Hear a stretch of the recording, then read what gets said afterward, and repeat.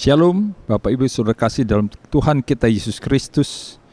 Sukacita yang besar kita bisa bertemu kembali dalam ibadah raya hari Minggu ini. Untuk itu sebelum kita memulai ibadah kita, mari kita sama-sama menaikkan doa-doa syafaat kita. Mari kita arahkan hati dan pikir kita kepada Tuhan. Bapa di surga, terima kasih buat segala berkat-Mu sehingga kami boleh menikmati ibadah raya hari ini.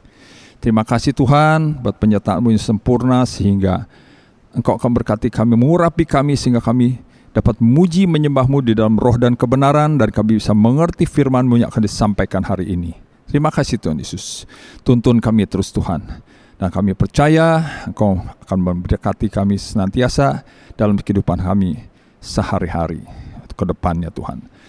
Dan saat ini juga Tuhan kami sepakat bersama-sama berdoa buat bangsa dan negara kami, buat Indonesia ini Tuhan.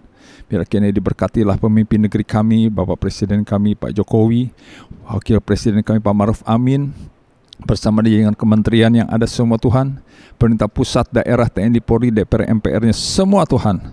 Dan pemerintahan yang ada ini Tuhan pakai untuk mengatasi segala masalah yang di negeri ini Tuhan. Terima kasih Tuhan, biarlah kita Pentakosta ketiga ini Tuhan, Roh Kudus yang melawat Indonesia ini Tuhan, kami percaya bahwa hal-hal yang luar biasa terjadi, penunjukan terbesar yang terakhir sebelum Engkau datang kedua kalinya Tuhan, benar-benar sedang terjadi, akan terjadi terus Tuhan. Dan kami rindu Tuhan sampai nanti ini menginjil kerajaan surga terpenuhi ke seluruh bumi, maka Engkau segera datang.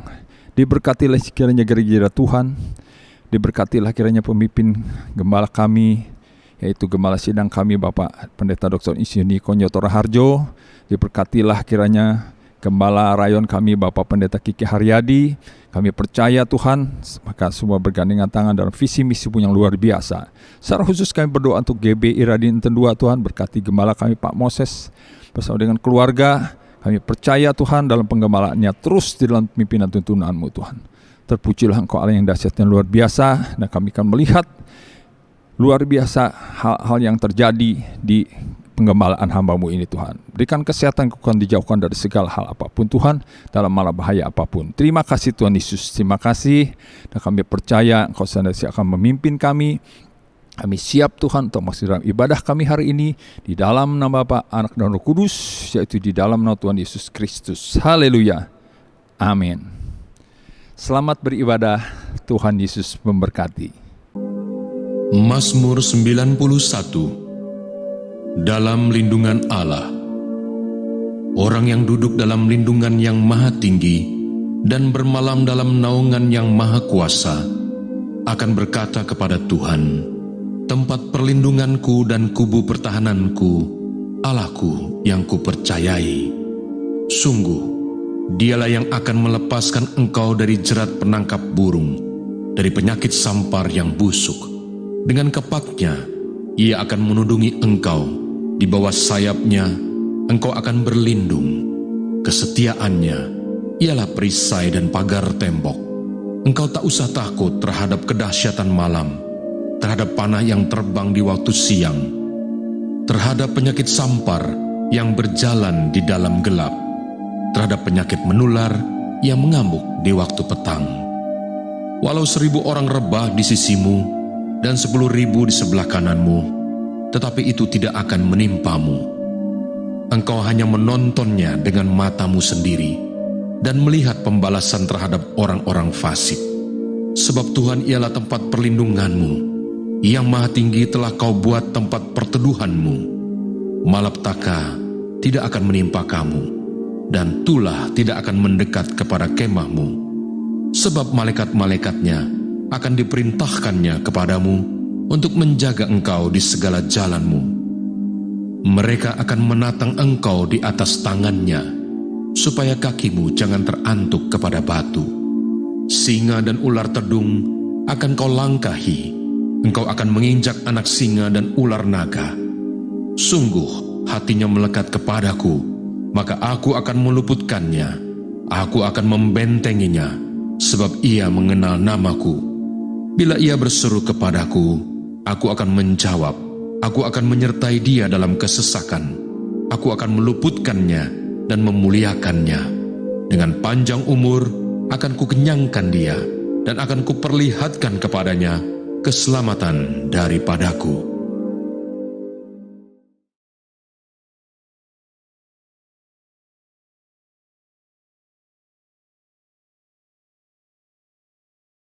Shalom semuanya. Tema edisi Voice of Pentecost hari ini adalah berjalan di dalam roh, belajar dari Filipus. Kita akan melihat contoh dan ciri-ciri orang yang hidup di dalam roh dari kehidupan Filipus yang mengalami pertumbuhan rohani oleh karena ketaatan dan kesetiaannya dalam mengikuti firman serta tuntunan Roh Kudus. Ciri pertama orang yang hidup di dalam roh adalah mereka penuh dengan hikmat. Filipus adalah salah seorang diaken yang diangkat untuk pelayanan meja. Salah satu syarat yang dibutuhkan untuk posisi tersebut adalah kepenuhan Roh Kudus, yang artinya Filipus hidup dalam kepenuhan roh pada saat itu. Hal ini penting bagi orang percaya karena orang yang dipenuhi Roh Kudus akan menjadi orang yang efektif di dalam pelayanan sesuai dengan kebutuhan yang ada. Ketika hikmat diperlukan, maka Roh Kudus akan mengaruniakan. Ketika keberanian diperlukan, hal itu pun akan disediakan. Ketika kuasa kesembuhan atau mengusir roh jahat diperlukan, maka kuasa itu juga akan dinyatakan. Ketika kita penuh dengan hikmat, Roh Kudus akan menuntun dan membimbing kita sehingga apapun yang kita perbuat akan dibuatnya berhasil dan sesuai dengan rencananya. Ciri kedua orang yang hidup di dalam roh adalah mereka memberitakan Injil dengan kuasa. Setelah Stefanus dirajam oleh orang-orang di Yerusalem, aniaya yang lebih luas mulai terjadi di kalangan murid-murid Tuhan Yesus. Dan banyak dari mereka yang melarikan diri keluar Yerusalem, termasuk Filipus. Kisah para Rasul 8 ayat 5 menceritakan bagaimana Filipus pergi ke suatu kota di Samaria untuk memberitakan Injil di sana. Saya percaya karena Filipus bergaul karib dengan Tuhan, dia terus merasakan dorongan dari Roh Kudus untuk memberitakan keselamatan bagi orang lain di setiap kesempatan yang ada. Hal tersebut merupakan karya Roh Kudus dalam hati orang percaya. Singkat cerita, orang-orang di Samaria percaya kepada berita yang disampaikan oleh Filipus. Mereka membuka hati dan Roh Kudus pun bekerja dan menjamah setiap orang yang mendengar hingga hati mereka berbalik kepada Tuhan. Dalam pemberitaan Injil itu, juga terjadi manifestasi kuasa Allah dengan kesembuhan dan kelepasan yang luar biasa. Banyak orang dilepaskan dari roh-roh jahat dan disembuhkan, termasuk yang lumpuh dan timpang. Kuasa Roh Kudus dinyatakan secara luar biasa. Hal ini menggenapi apa yang Tuhan Yesus katakan bahwa tanda-tanda heran dan mujizat akan terjadi di dalam pelayanan murid-murid Tuhan Yesus. Melalui kejadian ini, kita bisa melihat bahwa Filipus yang bergaul intim dengan Tuhan dipakai menjadi alat Tuhan yang efektif dalam membawa Injil keselamatan. Kuasa Tuhan sungguh dinyatakan bagi orang-orang yang bergaul intim dengan Roh Kudus. Ciri ketiga orang yang hidup di dalam roh adalah mereka mentaati Tuhan dengan segenap hati. Suatu hari ketika Filipus sedang di tengah pelayanan yang terus berkembang di Samaria, Tuhan mengutus satu malaikat untuk membawa pesan untuk dia. Kisah para Rasul 8 ayat 26 berkata, "Kemudian berkatalah seorang malaikat Tuhan kepada Filipus. Katanya, bangunlah dan berangkatlah ke sebelah selatan, menurut jalan yang turun dari Yerusalem ke Gaza. Jalan itu jalan yang sunyi." Dibutuhkan ketaatan yang besar untuk melakukan perintah Tuhan dengan kondisi seperti Filipus pada waktu itu. Filipus bisa saja berpikir bahwa pelayanannya masih sangat dibutuhkan di Samaria, atau belum ada orang lain yang bisa menggantikannya untuk melayani di sana. Namun, Filipus memilih untuk taat dan pergi ke tempat di mana Tuhan memerintahkan. Tanpa diketahuinya, ternyata saat itu ada seorang bendahara kerajaan dari Ethiopia yang sedang dalam perjalanan pulang ke negaranya. Dia seorang penganut agama Yahudi yang pulang dari ibadah di Yerusalem dan saat itu sedang membaca kitab Yesaya. Filipus dituntun oleh Roh Kudus untuk mendekati kereta pembesar itu dan menanyakan apakah dia mengerti arti dari ayat yang dibacanya. Ternyata dia tidak mengerti dan meminta Filipus untuk menerangkannya. Dia menggunakan kesempatan ini untuk memberitakan Injil dan bendahara tersebut pun akhirnya percaya dan dibaptis. Ini adalah contoh bahwa seringkali Roh Kudus akan mendorong kita untuk melakukan hal-hal yang mungkin tidak bisa kita mengerti. Dan dalam situasi seperti ini, yang dibutuhkan dari kita hanyalah ketaatan. Dan pada waktunya, Tuhanlah yang akan menyatakan rencananya kepada kita, seperti dalam contoh kehidupan Filipus. Ciri keempat orang yang hidup di dalam roh adalah mereka membimbing keluarganya di dalam Tuhan. Bertahun-tahun kemudian, Rasul Paulus pergi untuk mengunjungi Filipus yang saat itu tinggal di Kaisarea. Kisah Para Rasul 21 ayat 8-9 menyebutkan bahwa dia mempunyai 4 anak yang mempunyai karunia untuk bernubuat. Mungkinkah kehidupan rohani dari anak-anak Filipus yang demikian timbul dari hubungan yang jauh dari Roh Kudus? Hal itu tidak mungkin.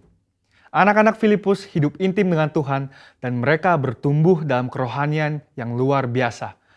Mereka bertumbuh dalam aspek-aspek kerohanian yang lain seperti mengasihi Tuhan, hidup dalam kekudusan, dan pelayanan bagi gereja Tuhan dari bimbingan ayahnya yang hidup bergaul dengan Tuhan. Kesimpulannya adalah bahwa iman kita tidak akan berkembang dengan sehat jika kita tidak mengandalkan firman Tuhan dan Roh Kudus.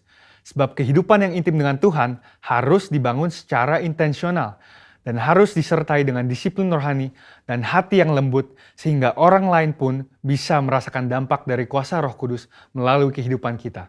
Saudara, untuk penjelasan lebih lengkapnya dari tim teologi kami, jangan lupa buka link yang ada di atas atau scan QR Code yang tersedia. Salam integritas, Tuhan Yesus memberkati.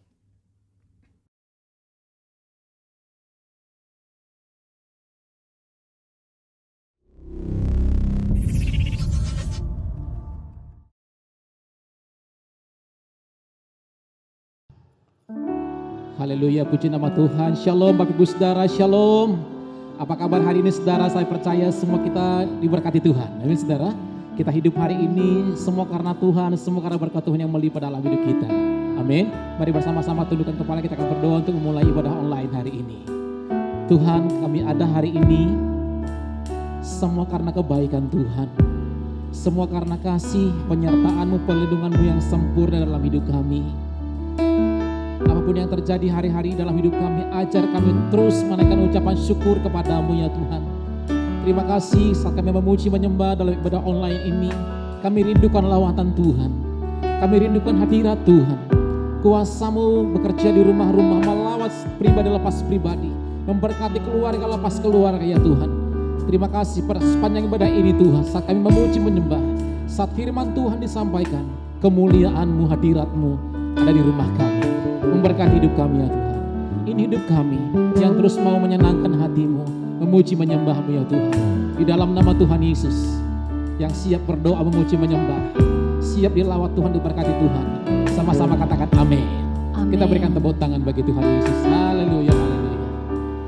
Terima kasih Tuhan Yesus. Ini hidup kami. Haleluya. Tuhan, Kaulah segalanya. Dari lubuk hatiku, ku mau berkata,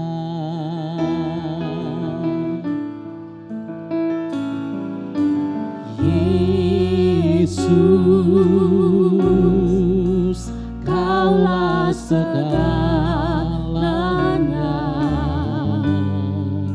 Tiada yang dapat melebihi Engkau. Naikkan pujian dari awal sama-sama. Tuhan, Kaulah segalanya. Dari lubuk hatiku, ku mau berkata, panggil namanya Yesus. Oh, Yesus, Kaulah segalanya. Tiada yang dapat melebihi Engkau. Mari sama-sama kita angkat tangan kita ke atas. Selamanya ku puji, ku sembah Yesus. Selamanya ku sanjung nama-Mu. Selamanya Tuhan, selamanya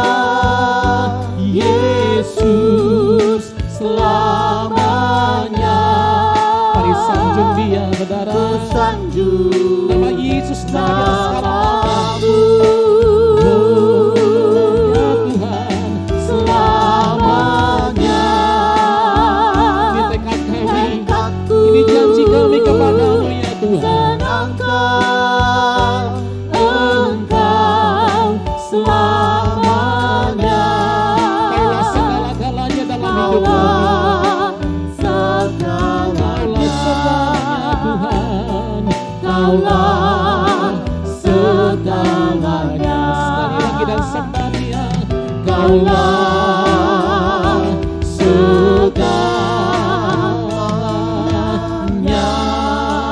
Kita berikan sorak-sorai tepuk tangan bagi Tuhan kita, saudara. Mari angkat ucapan syukur. Terima kasih buat kebaikan-Mu dalam hidup kami. Kami bersyukur Tuhan. Kami memuji nama-Mu.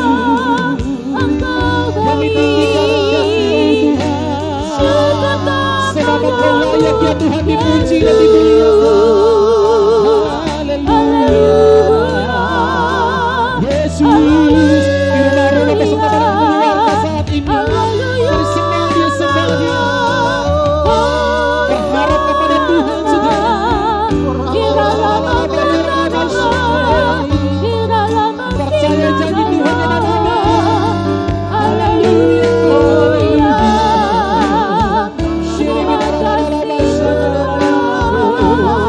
Kami rindukan hadirat-Mu saat ini. Kami rindukan harapan Tuhan, jamaah Tuhan.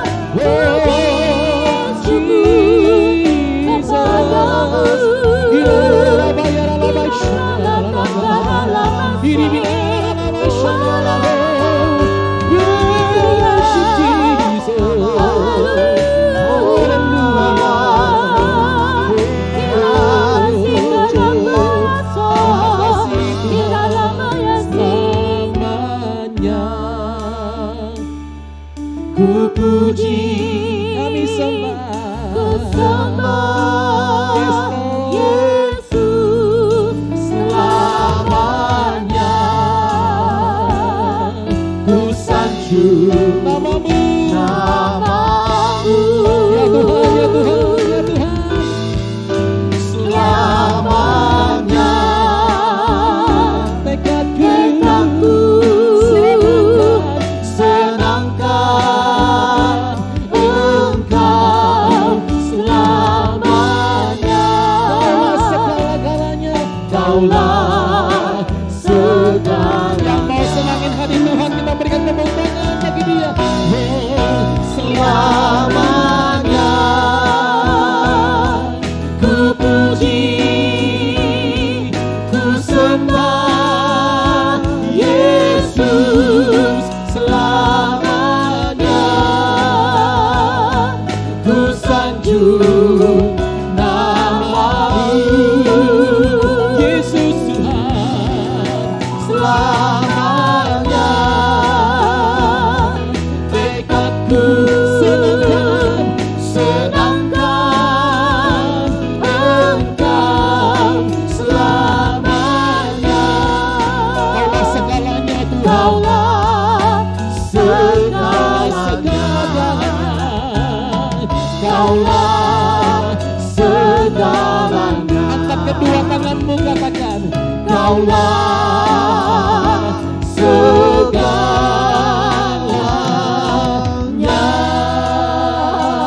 Berikan sorak-sorai tepuk tangan bagi Tuhan kita. Dia dahsyat dan luar biasa. Dia hebat. Mari berdoa dalam bahasa yang sudah bisa, saudara.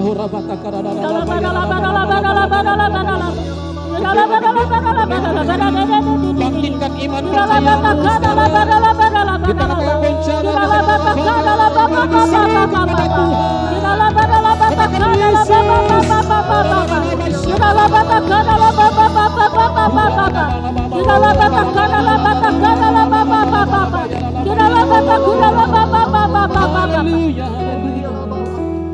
Pergumulan, persoalan, badai boleh ada. Menurut ukuran manusia besar bagi kami. Tapi kami tahu ada Tuhan Yesus yang dahsyat, yang lebih besar dari setiap pergumulan kami hari-hari ini. Sakit, penyakit, pergumulan dalam keuangan, pergumulan dalam keluarga, bahkan pekerjaan dan bisnis kami. Tuhan Yesus, Engkau lebih besar dari segala-galanya. Sebab itu Tuhan, kami berikan sorak-sorai tepuk tangan bagi nama-Mu. Dahsyat dan luar biasa. Haleluya. Haleluya. Haleluya. Haleluya. Kau Allah yang besar, ajaib dan mulia. Kau Yesus yang selalu membuatku terpesona. Segala pujian bagimu ya Tuhan. Hanya Kau Tuhan. Hanya Kau yang layak ku agungkan. Ini umatmu di gerejamu. Ya Allah yang besar.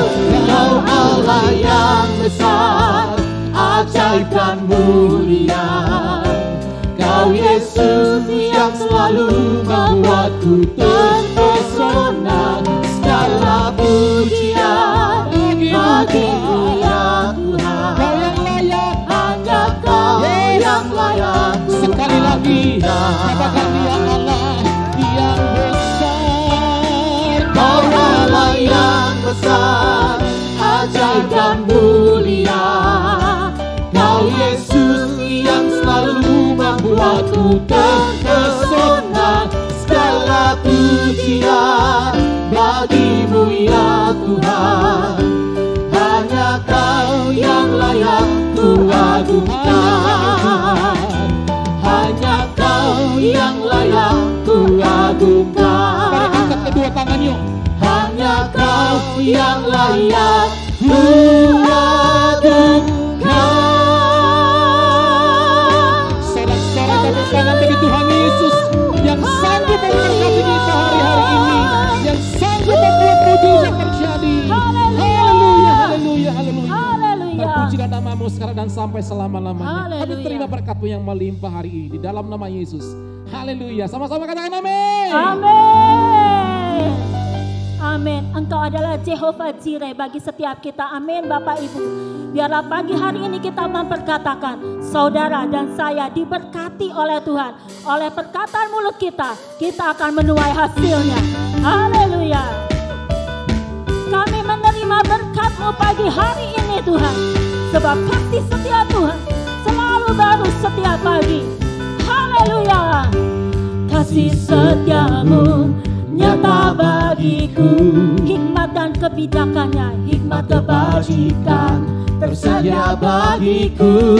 Sebab Allah sanggup, Sebab Allah sanggup limpahkan segalanya.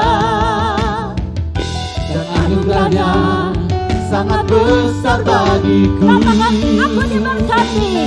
Aku diberkati, aku dilimpahi, karena Allah sanggup Untuk untuk menyediakan. menyediakan.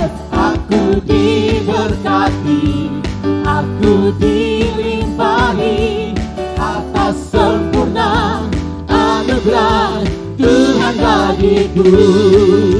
Kasih setia Tuhan itu yang memelihara kita. Yang percaya katakan amin. Yes Lord, kami percaya kasih-Mu. Kasih setiamu nyata bagiku. Hikmatnya, hikmat kebajikan tersedia bagiku. Sebab Allah kita sanggup, Sebab Allah sanggup limpahkan segalanya. dan anugerahnya Dan anugerahnya sangat besar bagiku. Mari perkatakan, Aku diberkati, aku dilimpahi, karena Allah sanggup untuk menyediakan. Aku diberkati, aku dilimpahi, atas sempurna anugerah Tuhan bagiku. mari bertepuk tangan di atas kepala kita sama-sama. Katakan, aku diberkati ya Tuhan. Kami tidak akan pernah berkekurangan. Yes. Kami percaya penyediaan Allah itu cukup bagi setiap kami. Haleluya. Sama-sama katakan, yo. Sebab Allah sanggup limpahkan segalanya. Dan anugerahnya sangat besar bagiku. Sebab Allah sanggup limpahkan segalanya. Dan anugerahnya sangat besar bagiku. Aku diberkati, aku dilimpahi, karena Allah sanggup untuk menyediakan.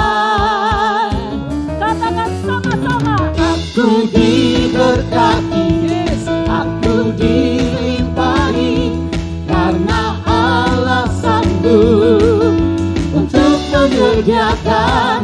Aku diberkati, aku dilimpahi atas sempurna anugerah Tuhan bagiku.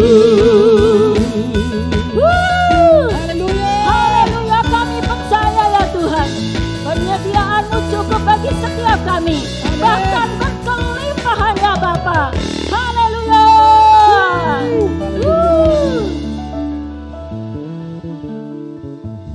Mari sama-sama hari ini kita mau siapkan hati kita. Kita mau terima kebenaran firman Tuhan. Karena kita percaya lewat kebenaran firman Tuhan ada kelepasan, ada kemenangan. Mari lebih lagi kita mau masuk dalam hadirat Tuhan. Makasih Tuhan. Pujian dan syukurku ku bawa padamu dengan rendah hati ku persembahkan.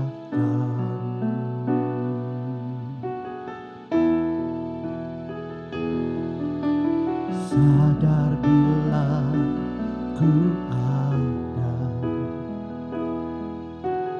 hanya karena anugerah, bukan karena kekuatanku. Mari sama-sama angkat pujian ini di hadapan Tuhan. Bawa pujian dan syukur kita. Pujian dan syukurku Kami bawa hari ini di hadapan-Mu Tuhan. ku bawa padamu Yang dengan segenap hati kami hari ini dengan rendah hati ku persembahkan. Kami sadar kalau hari ini kami ada semua karena anugerah-Mu dalam hidup kami Tuhan. Sadar bila ku ada hanya karena anugerah, bukan karena kekuatanku. Bersama dengan iman dan Bukan hidupku adalah penyembahan. Kau ciptakanku dalam kemuliaan-Mu.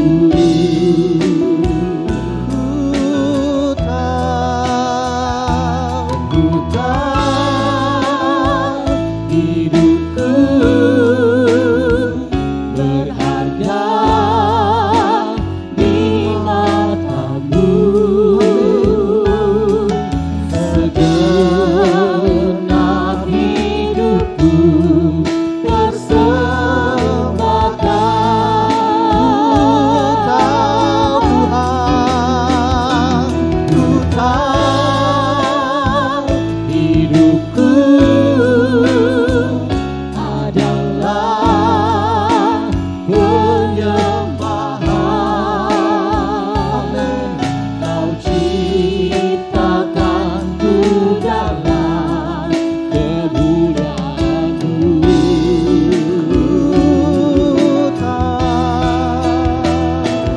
Bukan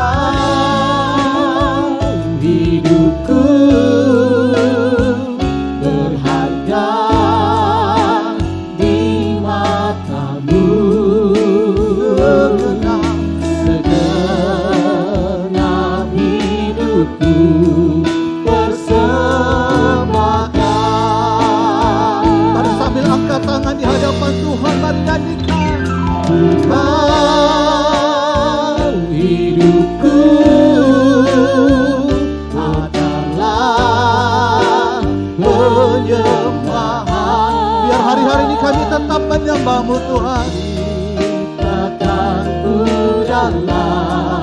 kemuliaan-Mu. Ku tahu Tuhan, Ku tahu hidupku berharga berharga di mata-Mu.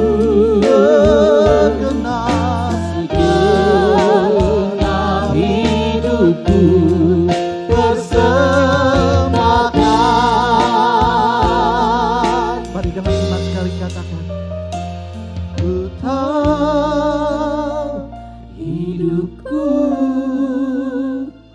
adalah penyembahan. Kau ciptakan ku dalam kemuliaan-Mu. Kami tahu Tuhan, Ku tahu hidupku berharga di mata-Mu.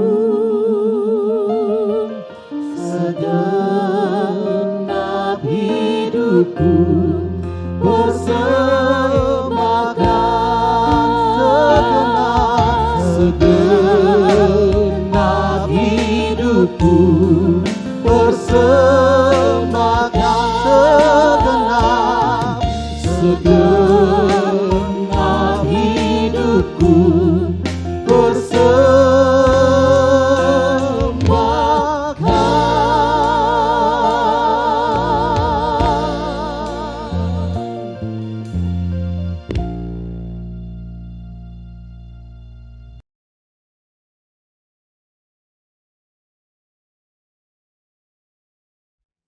Shalom Bapak Ibu yang dikasihi Tuhan, senang sekali di minggu terakhir di bulan Februari ini kita sama-sama beribadah di hadapan Tuhan sekalipun masih melalui online. Mari kita siapkan hati kita berdoa untuk kita terima firman Tuhan. Kami mengucap syukur Bapa, Engkau menyertai kami dari awal bulan hingga kami di akhir dari bulan Februari ini. Kami mengucap syukur untuk tuntunan-Mu, kami mengucap syukur untuk berkat-Mu, kami bersyukur untuk perlindungan-Mu bagi kami semua. Dan kami rindukan firman-Mu untuk mengajar kami, menolong kami, sehingga firman itu akan menjadi pegangan dalam hidup kami. Dalam nama Yesus kami bersyukur. Amin. Hari ini kita mau belajar, Bapak Ibu, satu firman Tuhan yang saya beri judul, Pujian dari Tuhan. Salah satu hal yang umumnya dikejar oleh seseorang adalah pujian, penghargaan, penghormatan, dan juga apresiasi. Sehingga banyak orang yang berlomba-lomba dengan segala macam cara untuk berupaya mendapatkan penghormatan atau pujian dan juga apresiasi dari orang lain.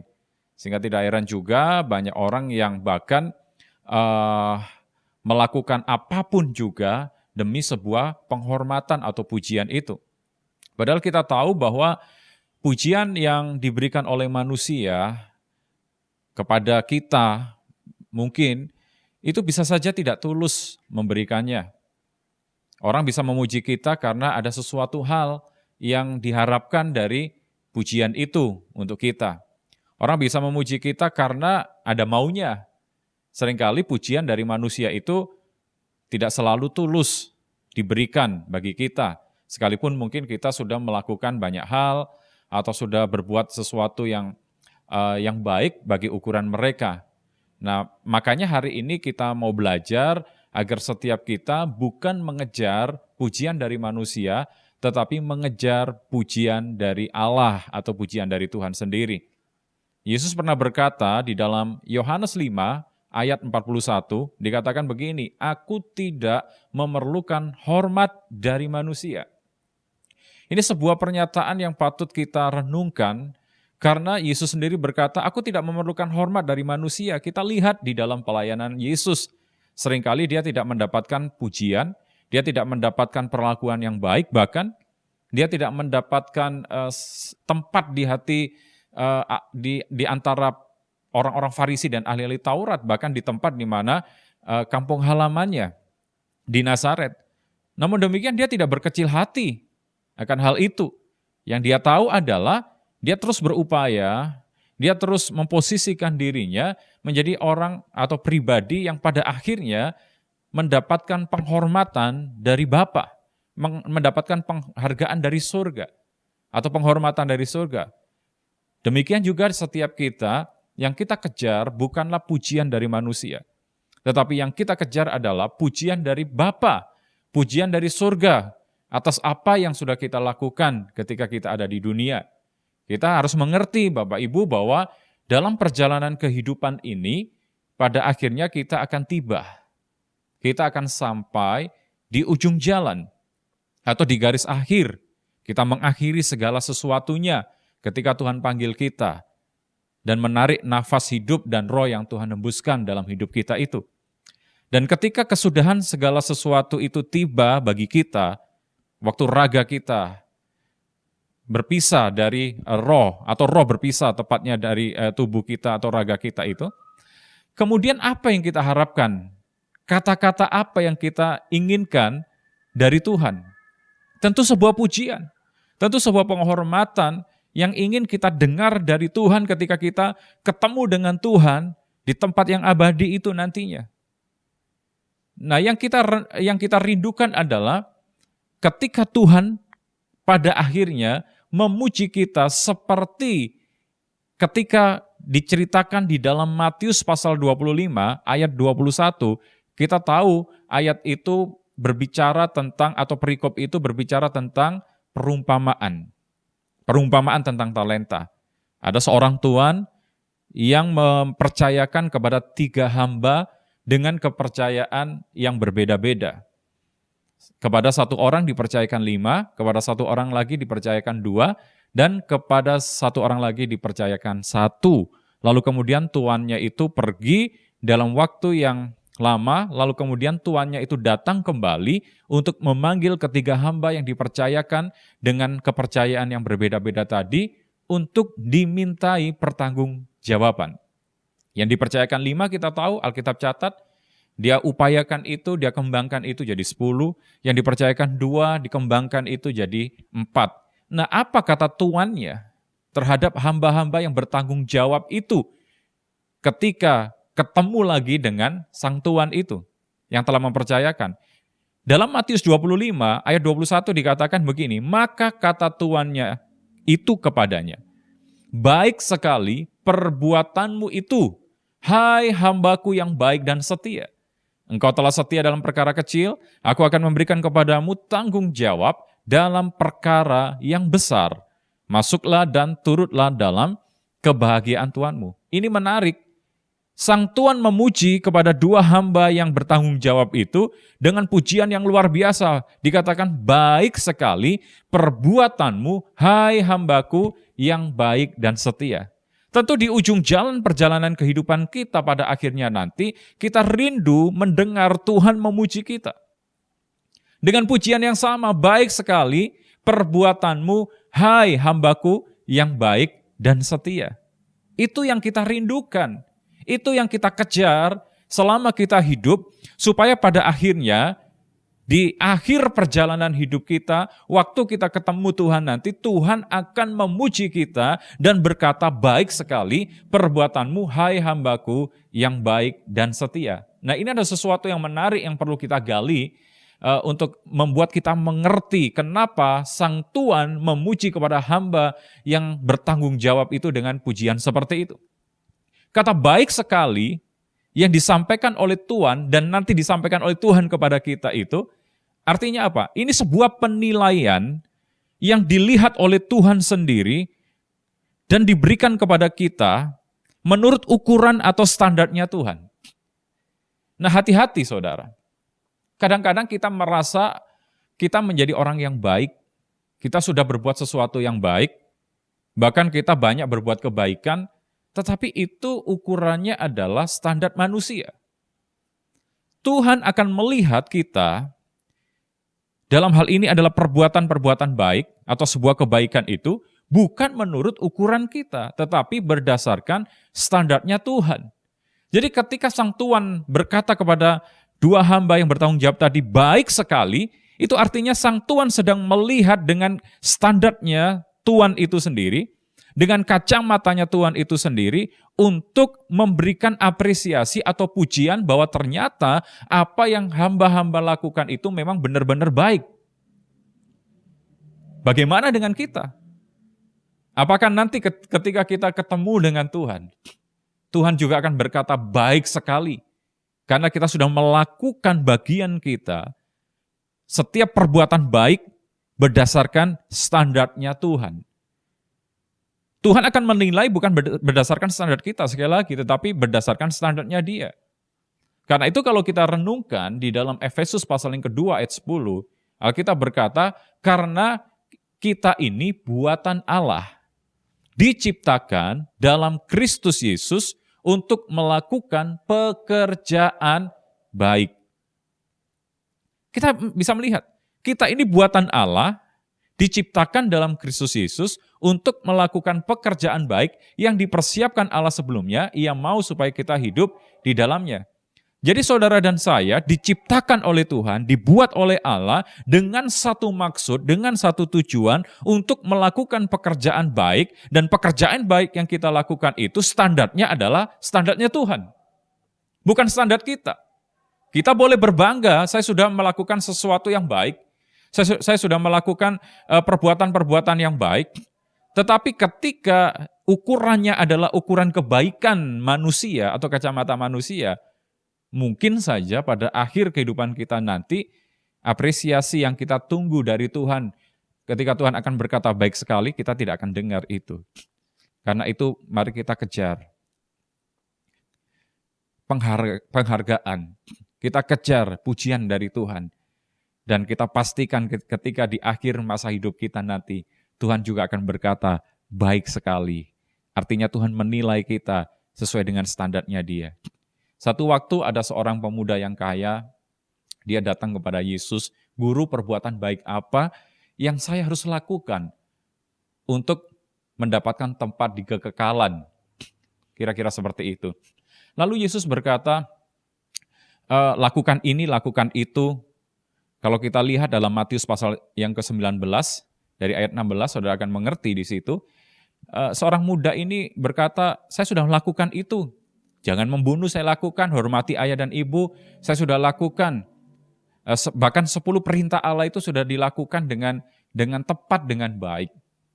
Lalu kemudian dia berbangga diri, dia berpikir bahwa dia sudah ada di standar kebaikan menurut ukuran Allah itu. Tetapi ternyata belum. Maka Yesus berkata, kalau kamu mau hendak sempurna, pergi, jualah hartamu, bagikan kepada orang-orang miskin, dan ikutlah aku. Tetapi ternyata orang muda ini yang kelihatannya baik menurut ukuran manusia, karena sudah melakukan ini dan itu, ternyata belum dalam ukurannya Tuhan. Belum baik sekali menurut ukurannya Tuhan. Kalau dia mau sempurna, kata Yesus, dia harus pergi, pulang, menjual hartanya, bagikan kepada orang miskin dan mengikut Tuhan. Karena ternyata di satu sisi, dia nampak berbuat sesuatu yang baik, tapi di sisi yang lain, hatinya, apa yang ada di dalam ini, Tuhan yang lebih tahu, dan Tuhan melihat itu. Dia masih melekat dan terikat dengan harta. Sehingga sulit bagi dia untuk bisa mengikut Tuhan.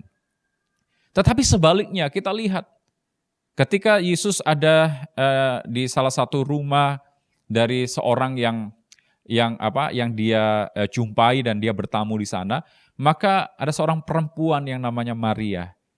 Dia datang di kaki Yesus, dia memecahkan minyak yang narwastu yang mahal itu, lalu dia menyeka kaki Yesus dengan rambutnya. Dan tak henti-henti dia menangis di kaki Yesus itu.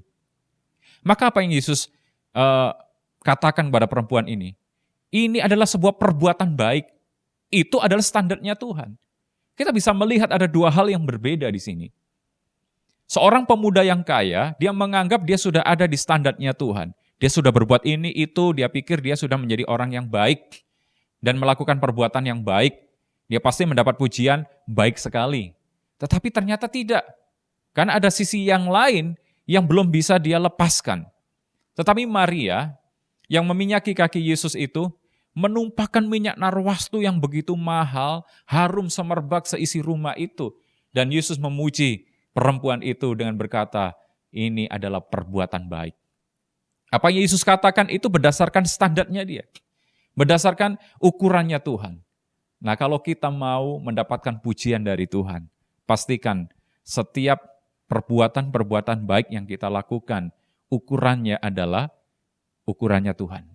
Standarnya adalah standarnya Tuhan. Jangan kita mengukurnya dengan standar kita manusia. Nah, lalu yang berikutnya di dalam kalimat itu dikatakan perbuatanmu. Apa maksudnya? Perbuatanmu ini artinya sebuah perbuatan yang sesuai dengan standarnya Tuhan.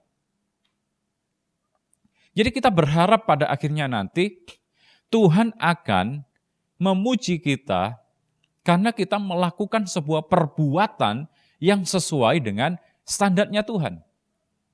Sang Tuhan dalam konteks Matius yang kita lihat tadi, Matius pasal 25 tadi, memberikan apresiasi, memberikan pujian kepada dua hamba yang dipercayakan 5 dan 2 talenta tadi dengan berkata, baik sekali perbuatanmu.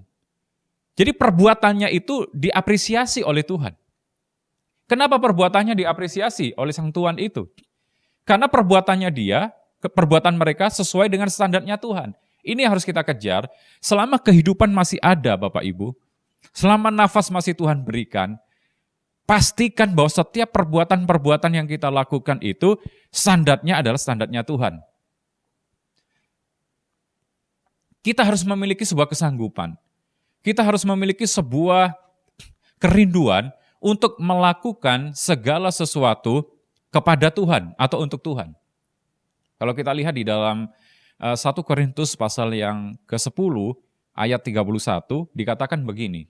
Aku menjawab, jika engkau makan atau jika engkau minum atau jika engkau melakukan segala sesuatu yang lain, lakukanlah semuanya itu untuk kemuliaan Allah. Artinya apa? Lakukan segala sesuatu untuk Tuhan, baru itu disebut perbuatan yang sesuai dengan standarnya Tuhan.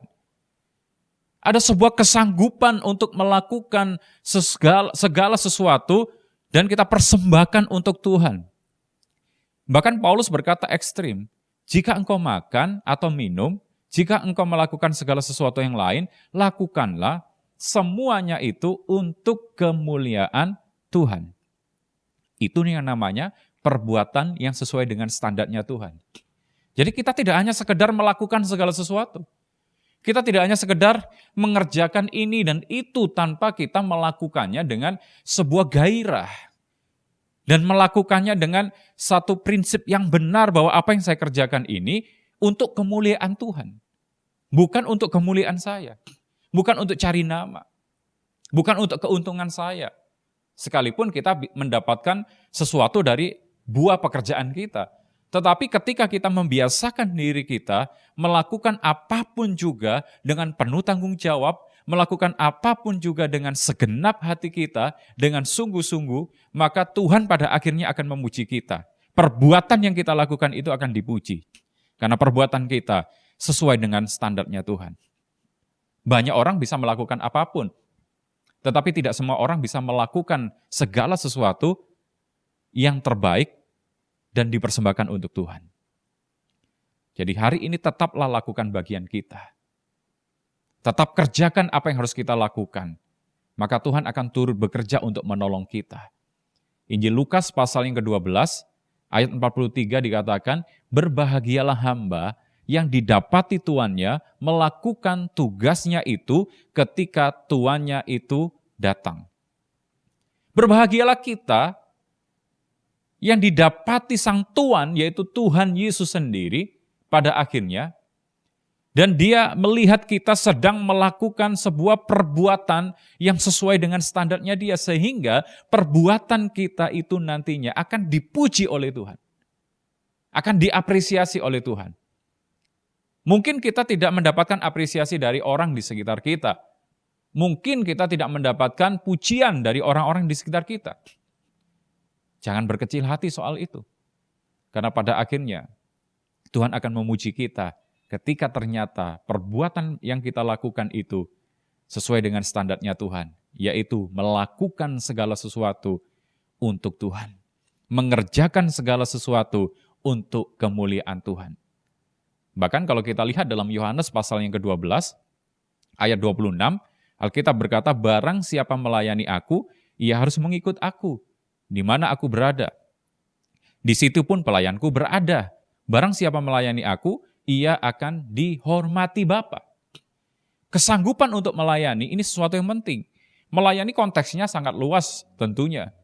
Bukan hanya ketika kita pakai dasi, lalu kemudian pakai jas, kita berdiri di depan pintu gereja untuk menyambut jemaat yang datang sebagai ushers, atau kita melayani di bidang yang lain, di dalam gedung gereja itu saja, bukan. Tetapi secara luas, kesanggupan untuk melayani ini artinya apapun yang kita lakukan dan kerjakan yang sudah Tuhan berikan sebagai tanggung jawab kita lakukan itu dengan segenap hati kita dan kita persembahkan untuk kemuliaan Tuhan.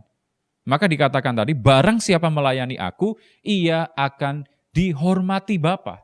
Ini yang kita kejar, bukan? Penghormatan dari Bapa. Penghormatan dari Tuhan. Bukan penghormatan atau pujian dari manusia yang bisa saja tidak tulus. Nah, yang selanjutnya kalimat selanjutnya tadi, hamba yang baik dan setia. Yang Tuhan puji, yang pertama tadi adalah kebaikan yang sesuai dengan standarnya Tuhan. Yang kedua yang Tuhan puji adalah sebuah perbuatan yang sesuai dengan standarnya Tuhan. Dan yang ketiga yang Tuhan puji adalah identitas yang sesuai dengan standarnya Tuhan.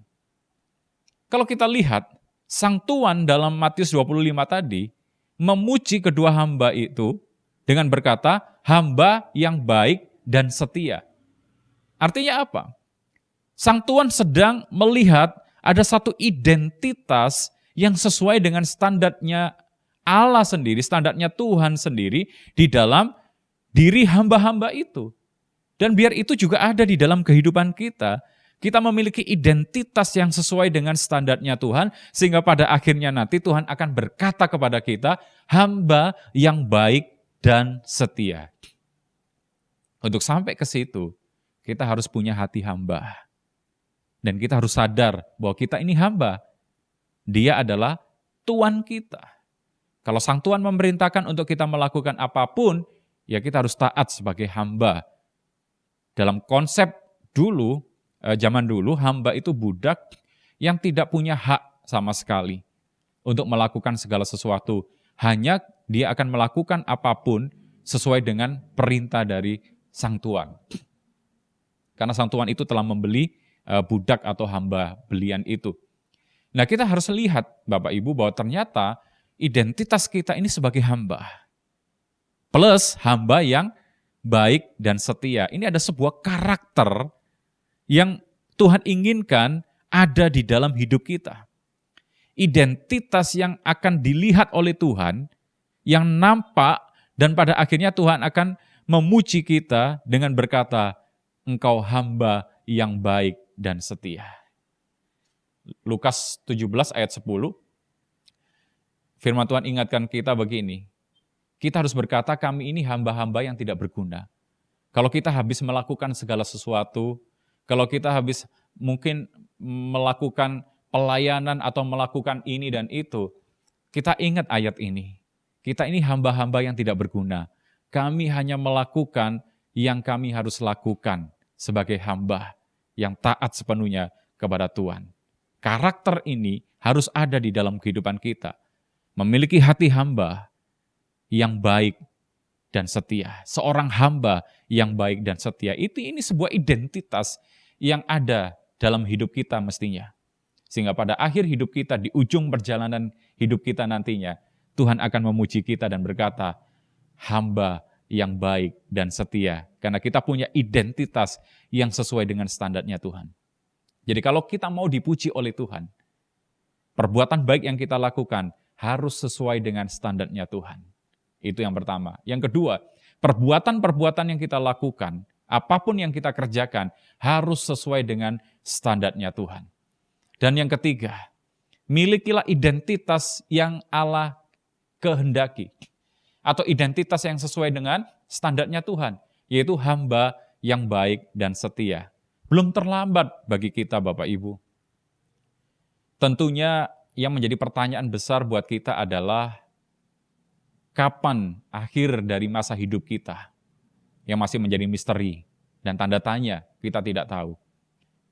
Kita tidak perlu mencoba mencari tahu kapan akhirnya itu, tetapi bagaimana kita mengisi hari-hari yang ada dan memastikan ketika nanti kita ketemu Tuhan, Tuhan akan memuji kita.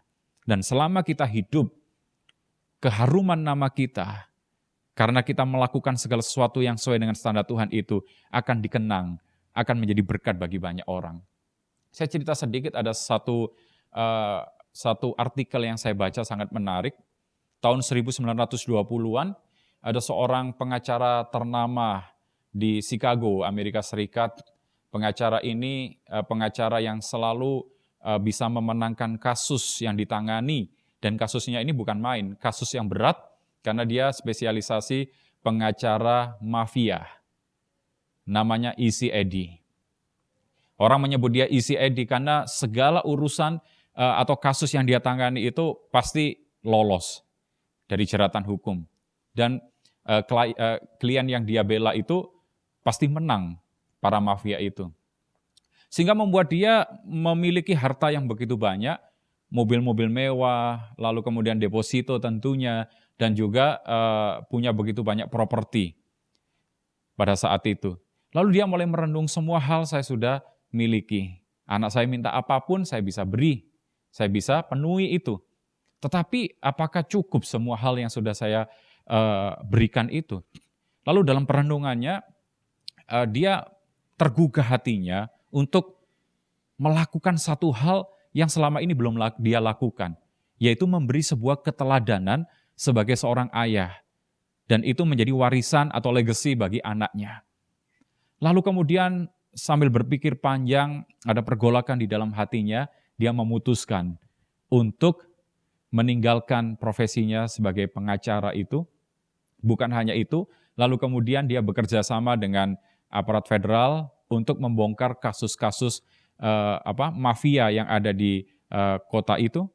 Lalu kemudian singkat cerita, karena kesaksian atau apa yang dilakukan oleh E.C. Eddy ini, sehingga membuat para mafia itu ditangkapi dan kemudian jaringan-jaringannya itu diketahui oleh kepolisian dan mereka banyak yang dimasukkan ke dalam penjara.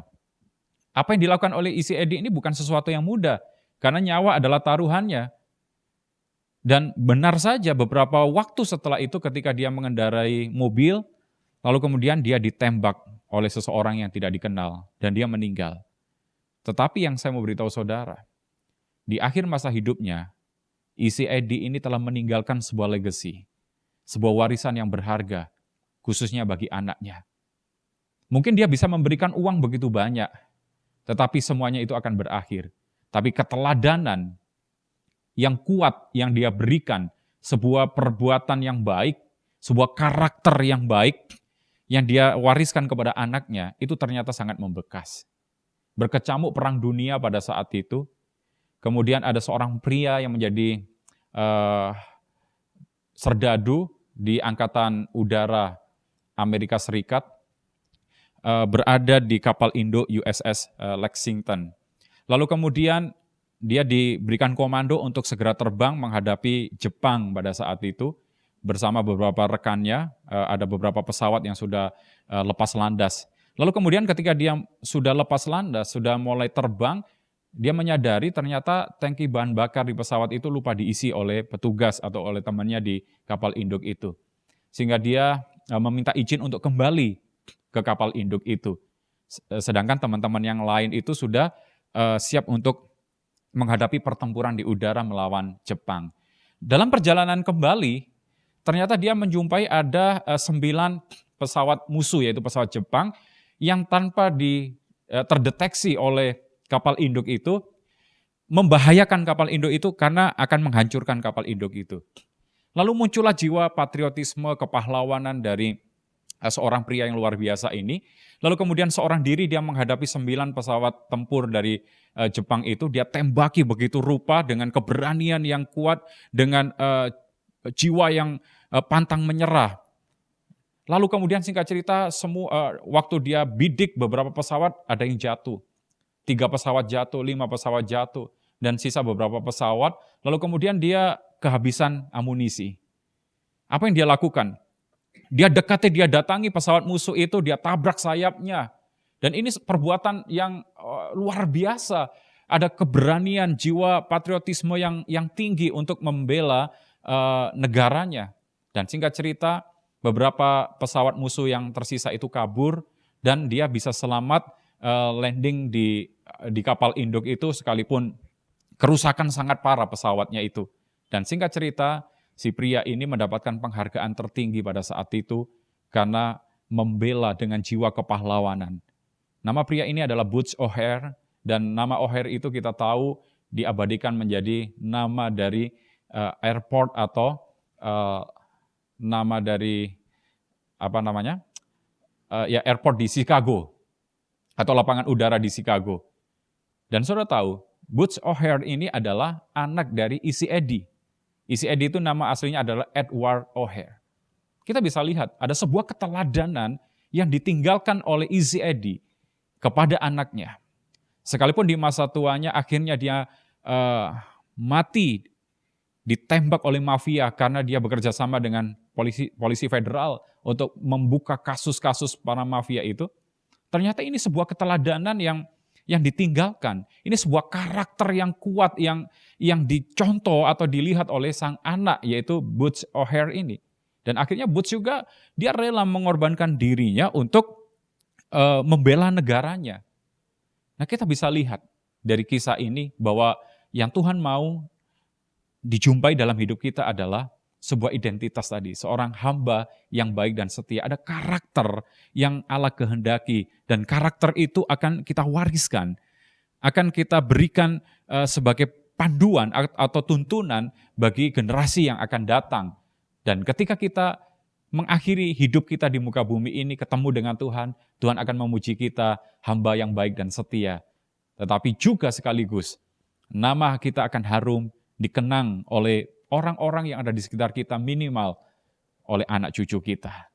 Dan untuk kita bisa sampai kepada pujian yang akan Tuhan berikan kepada kita, pada akhirnya Tuhan akan berkata, baik sekali perbuatanmu, hambaku yang baik dan setia. Maka satu hal yang perlu saudara lakukan, menguji apa yang kita lakukan hari-hari ini. Nah, saya ajak kita buka ayat ini sebagai ayat yang terakhir, dalam 1 Korintus 3 ayat 12 sampai 15.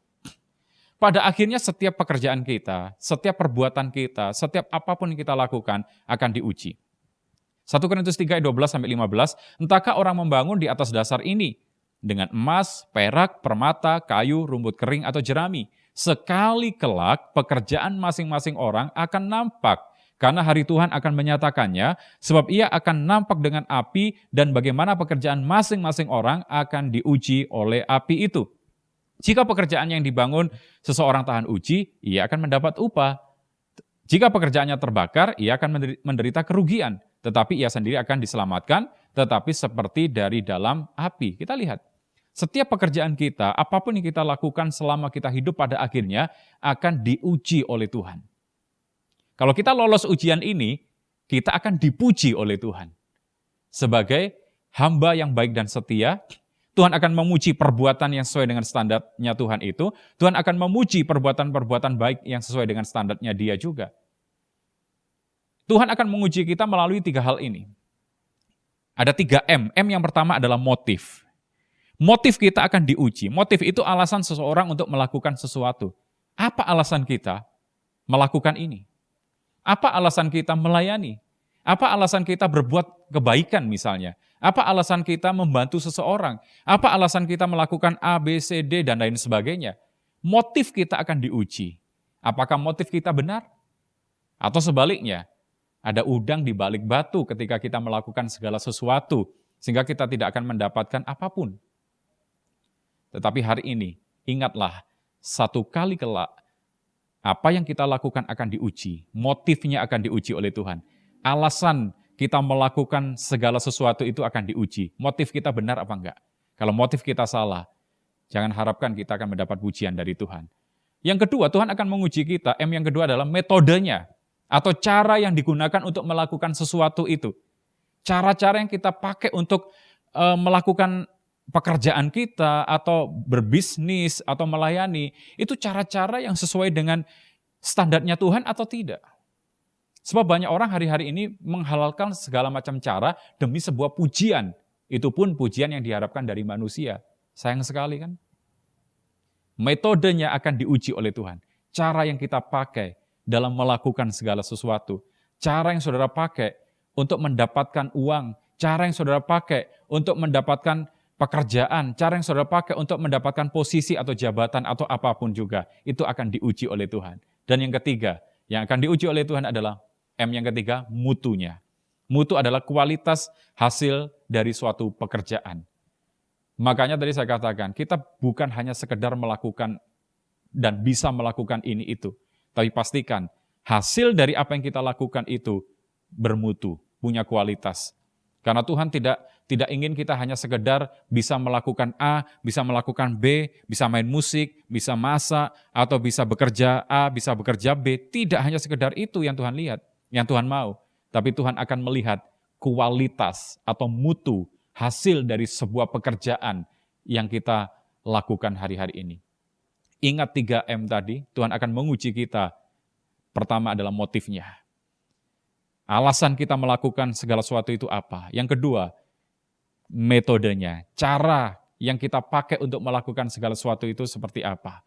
Dan yang terakhir, mutunya, kualitas hasil dari suatu pekerjaan itu seperti apa. Tentu Tuhan inginkan apapun yang kita lakukan itu berkualitas, bermutu. Karena itu, motif kita harus benar, metode kita harus benar, maka mutu akan terlihat, kualitasnya akan terlihat. Saya berdoa, supaya di ujung jalan perjalanan kehidupan kita nantinya, Tuhan akan memuji kita dan Tuhan akan berkata, baik sekali. Karena perbuatan baik kita sesuai dengan standarnya Tuhan. Dan Tuhan akan memuji kita, perbuatanmu, perbuatan-perbuatan kita akan dihargai oleh Tuhan. Akan dipuji oleh Tuhan. Karena kita melakukan segala sesuatu untuk Tuhan, sebuah perbuatan yang sesuai dengan standar ilahi.